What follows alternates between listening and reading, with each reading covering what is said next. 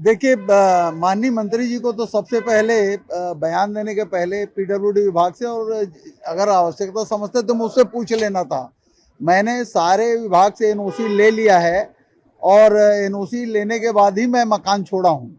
और जो मेरा व्यक्तिगत सामान है, क्या मैं अपने व्यक्तिगत सामान नहीं ले जा सकता?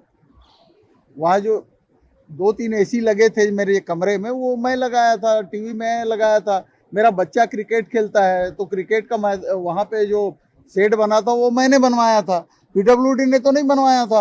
तो माननीय मंत्री जी जानबूझकर एक अनुसूचित जाति के नेता को बदनाम करने की कोशिश कर रहे हैं। उनको सार्वजनिक रूप से माफी मांगनी चाहिए और पीडब्ल्यूडी से पूछ लेना चाहिए उनको कि कौन कौन सा सामान यहाँ पे उपलब्ध कराया गया था। और मैं अभी बात करूंगा मंत्री जी से भी, और अगर वो सार्वजनिक रूप से उनको तो आके माफी मांगना चाहिए।